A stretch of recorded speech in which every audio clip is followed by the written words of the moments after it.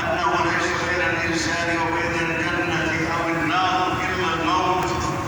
عن أبي هريرة رضي الله عنه عن النبي صلى الله عليه وسلم قال: بادروا بالأعمال سبعة، هل تنظرون إلا إلى فقر منسٍ أو غنى مطغٍ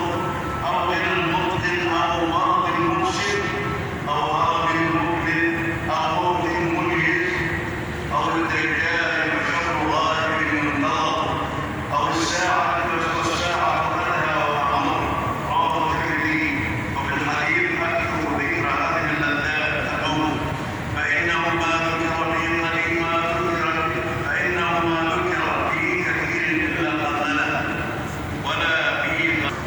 فاستودع أيها المسلم أيامك بما تقدر عليه من الحسنات، واحفظ صحيفتك من السيئات. قال الله تعالى: وقدموا لأنفسكم واتقوا الله واعلموا أنكم ملاقوه وبشر المؤمنين. وقال تعالى: وأقيموا الصلاة وآتوا الزكاة وما تقدموا لأنفسكم من خير تجدوه عند الله هو خيرا وأعظم أجرا، واستغفروا الله إن الله غفور رحيم.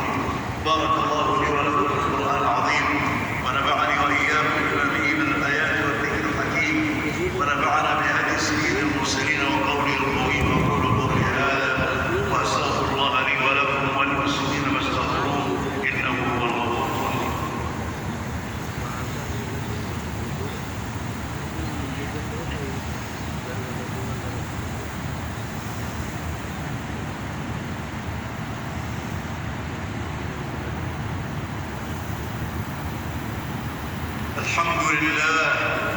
الحمد لله الذي يعلم السر وأخفى، قائم على كل نفس بما كسبت، يحسن الأعمال ويجزي عليها الجزاء الأوفى.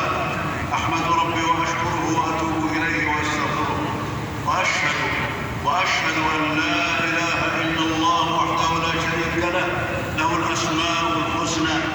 وأشهد أن نبينا وسيدنا محمد عبده ورسوله. اللهم صل وسلم وبارك على محمد وعلى آله وصحبه ذوي العلم والتقى. أما بعد، فاتقوا الله حق التقوى وتمسكوا بالإسلام بالعروة الوثقى. عباد الله، إن الله قد فتح لكم أبواب الرحمة بما شرع لكم من فعل الخيرات وترك المنكرات، فلا يغلق أحد على نفسه باب الرحمة بمحاربة الله بالذنوب. فقد قال تعالى: ورحمتي وسعت كل شيء فسأكتبها للذين يتقون ويؤتون الزكاة والذين هم بآياتنا يؤمنون. واغتنم أيها العبد زمن العافية. عن ابن عباس رضي الله عنهما قال: نعمتان مغبون فيهما كثير من الناس، الصحة والفراغ. رواه البخاري. وعن ابن عمر رضي الله عنهما قال رسول الله صلى الله عليه وسلم: كن في الدنيا كأنك غريب أو عابر سبيل. رواه البخاري ومسلم. أيها المسلمون، قال الله تعالى: إن الله وملائكته يصلون على النبي يا أيها الذين آمنوا صلوا عليه وسلموا تسليما. وقد قال صلى الله عليه وسلم: من صلى عليه صلاة واحدة صلى الله عليه بها عشرا. وصلوا وسلموا على سيد الأولين والآخرين خاتم النبيين. اللهم صل على محمد وعلى آل محمد كما صليت على إبراهيم وعلى آل إبراهيم إنك حميد مجيد، وسلم تسليما كثيرا. اللهم وارض عن الصحابة أجمعين.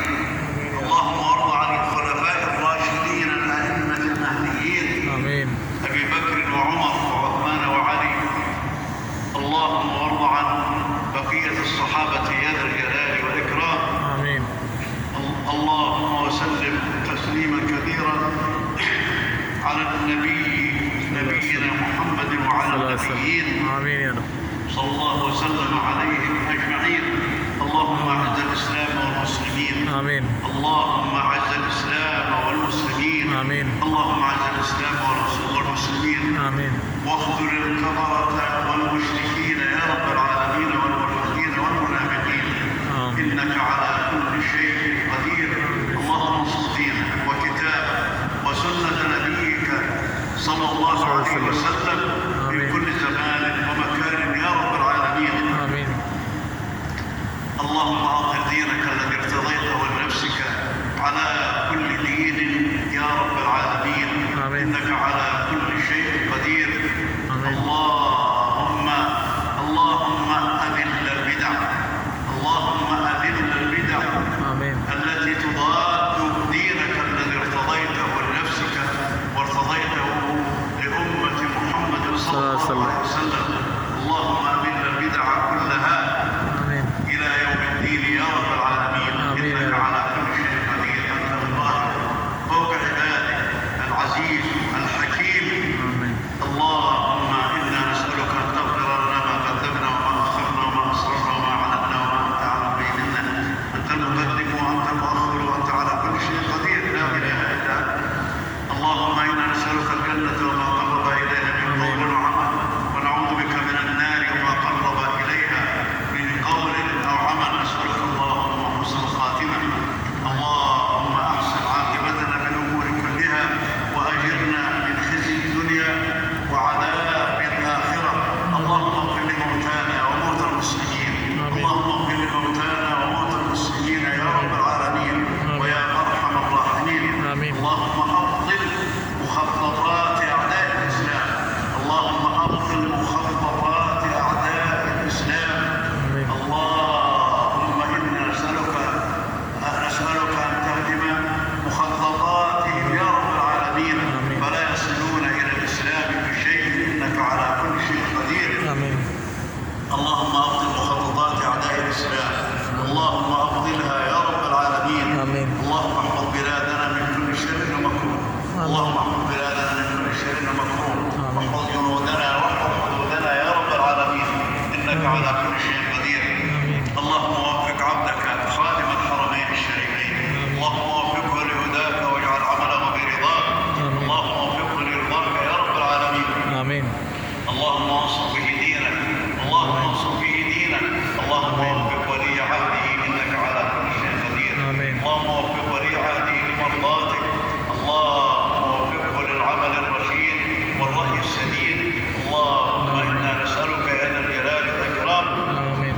أن ترزقهم البطانة الصالحة دائما التي تعينهم على الخير والتي تدلهم عليه إنك على كل شيء قدير. اللهم إنا نسألك يا ذا الجلال والإكرام أن توفقنا لما تحب وترضى. استعملنا بالصالحات وجنبنا المنكرات يا رب العالمين. اللهم اغفر لنا ولوالدينا وللمسلمين يا أرحم الراحمين. ربنا آتنا في الدنيا حسنة وفي الآخرة حسنة وقنا عذاب النار. عباد الله إن الله يأمر بالعدل والإحسان وإيتاء ذي القربى وينهى عن الفحشاء والمنكر والبغي يعظكم لعلكم تذكرون. آمين. واذكروا الله العظيم الجليل يذكركم واشكروه على نعمه يزدكم ولذكر الله أكبر والله يعلم ما تصنعون. जुम्मे की नमाज खड़े होने लगी है। आप सबकी अल्लाह ताला इबादत कबूल करे, सबकी दुआएं कबूल करे, अल्लाह सबको हज उम्रे के साथ नसीब करे। आप अपना ख्याल कीजिए, मेरे यूट्यूब चैनल को सब्सक्राइब करें। इंशाल्लाह दूसरे वीडियो में फिर मुलाकात होगी।